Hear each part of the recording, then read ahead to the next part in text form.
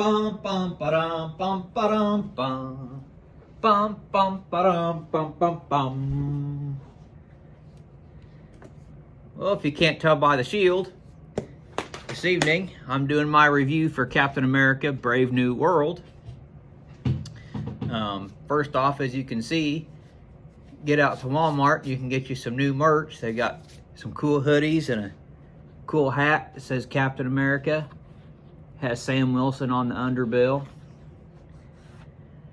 So, Captain America: Brave New World.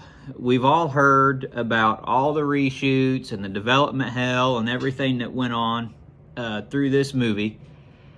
So going in, I was excited to see it, but I didn't have real high expectations for what it was going to be, especially after the rest of the Phase 4 and Phase 5 movies haven't been on the same level of tier as what Marvel and the MCU usually puts out. So going into this movie, I was a little apprehensive, but afterwards, I loved it. They went back to kind of the standalone, build a story, tell a story, build off of it, build the characters up, build off of it, go up the ladder, that worked in the past to why the MCU has been so great. And they went back to that formula, and it worked. I think the critic score is like, I know on Thursday and Friday when it came out, it was sitting at like 51%, so basically split right down the middle. Now the critic score out, and I think it's sitting at like 80% on Rotten Tomatoes. So the audience has spoken, and the critics tried to tear down this movie, but the audience has spoken, and it worked. So the first part of this video, I won't go into too many spoilers, and then I'll say when I'm going to go into spoilers. So if you haven't seen it yet and don't want to be spoiled, you can go ahead and jump off. But overall,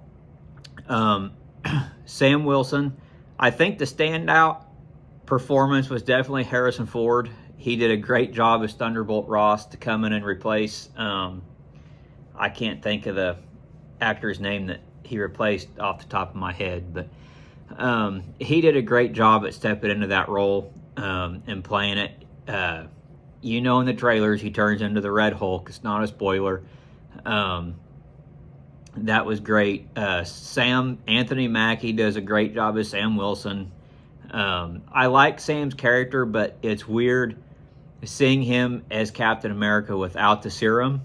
He relies more on his tech and his suits from Wakanda and everything. So it's different seeing a Captain America that has to rely on his technology versus just his strength and the serum.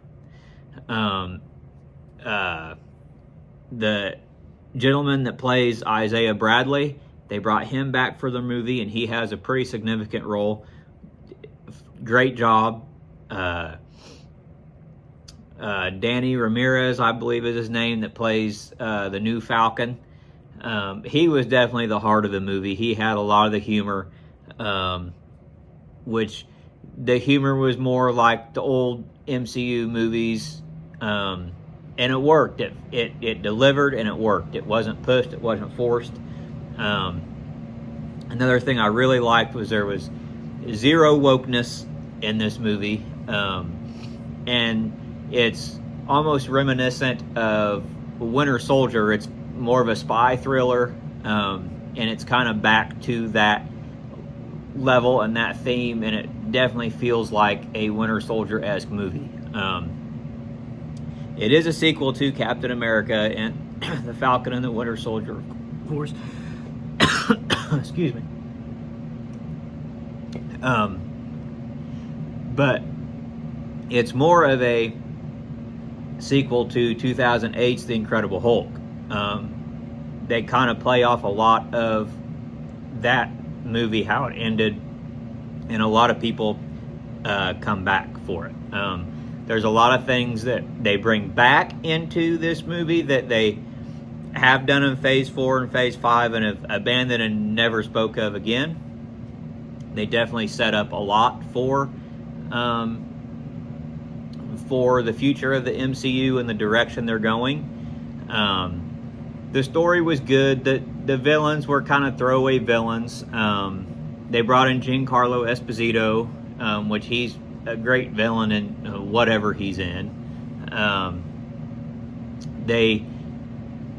They don't kill him off. He's probably going to come back at some point and be a villain again, but just kind of a one-off villain. The main villain, again, wasn't a huge threat, but I don't think it had to be for this movie. But yeah, I think the CGI was, I thought it was very crisp. I've seen some complaints online about the CGI, that it wasn't great. There were a couple spots where it wasn't great, but I think for the most part, it looked good. It didn't look bad. I mean, I've definitely seen worse CGI, but I feel like it looked good. The action was good. The fight scenes were good. I felt like they could have been a little better. Some of them were kind of slow and looked way too choreographed, but that's kind of the MCU at this point. But yeah, I mean, I enjoyed it. I think my wife even enjoyed it, and she's, not into the MCU or any of these movies, and I think she even enjoyed it and had a good time. And that's what I wanted. I wanted to go have a good time, enjoy it like what the MCU used to be.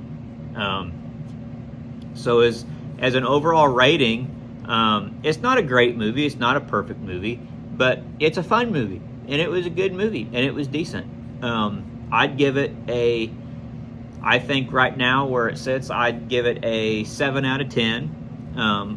Like I said, it's not great, it's not perfect, it's not an Infinity War or an Endgame, but it didn't have to be. And I think that's where the MCU has got themselves in this bind, that they think every movie has to be an Infinity War or an Endgame, and it doesn't have to be. Go back to your roots, do what worked, build a story, build the characters, bring it all together, and deliver your Infinity War and your Endgames, and build off of that. And that's definitely what they did with this. There is one post-credit scene, and they definitely set in motion everything that is to come. So now I'm going to get into spoilers. Spoiler. So if you don't want to watch, go ahead and hop off now if you don't want anything to be spoiled. To start off with, big thing they brought back was a celestial being in the ocean that we saw in Eternals. That showed up in Eternals, and we've never seen it. No mention of it whatsoever in the MCU. They bring it back in this movie. It's revealed that they're mining adamantium from the celestial being, and that it's the strongest metal, stronger than vibranium.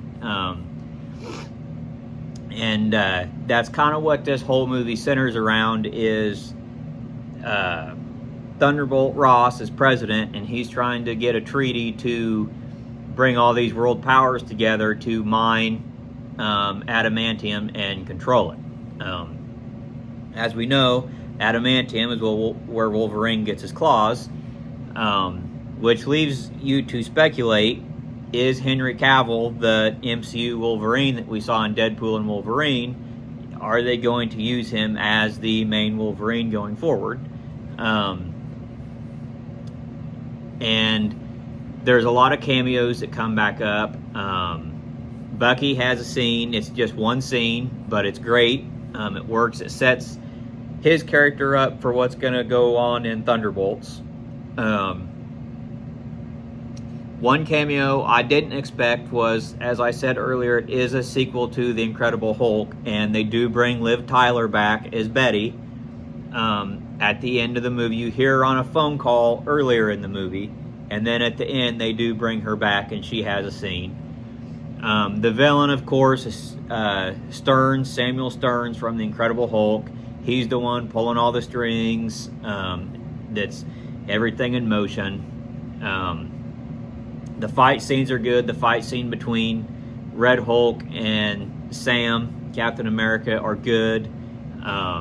Like I said, he relied on his tech, and he was able to fight him enough to stop him. And it wasn't like, oh, he has no powers, how is he going to stop him?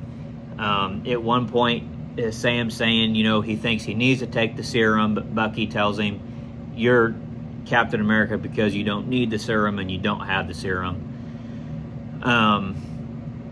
They set up that Sam's going to lead the Avengers going forward. I don't know how exactly that works. He just doesn't feel like the leader of the Avengers to me. I can see him bringing the Avengers together. I just don't know how it's going to be as him as the leader.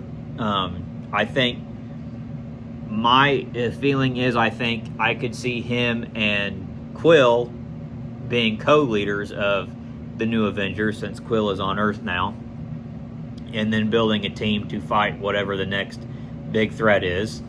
I have a theory it's going to be Galactus and Doom coming from the Fantastic Four through a multiversal bridge. But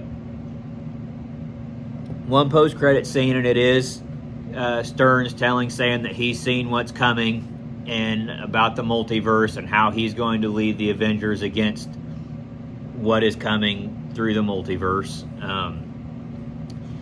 I think that's about it for spoilers. It was all around just a good, fun time at the movies, and that's what I wanted. That's what the MCU used to be, and they haven't really done that in the last Phase 4, Phase 5, and this definitely felt like a course correction, and that they're going back to what the audience liked, what we were all fans of, and what we wanted, and that they listened, and that they're course correcting and doing a different direction than what they were going. I'm still not a big fan of the whole multiverse stuff. I still think it's lazy writing to bring characters in. I think there's a proper way to do it. I don't think bringing Robert Downey Jr. back as Dr. Doom is the best way to do it. Maybe they'll come up with something where it makes sense and it works, I hope. But we'll see. But yeah, like I said, I gave it a 7 out of 10. I liked it. I enjoyed it. It was a good time. It was a fun time. So I definitely suggest go check this out. See it in the theaters. And yeah, we'll see you on the next video. I think the next MCU movie coming out is Thunderbolt. So we'll see you then. All right, have a good one.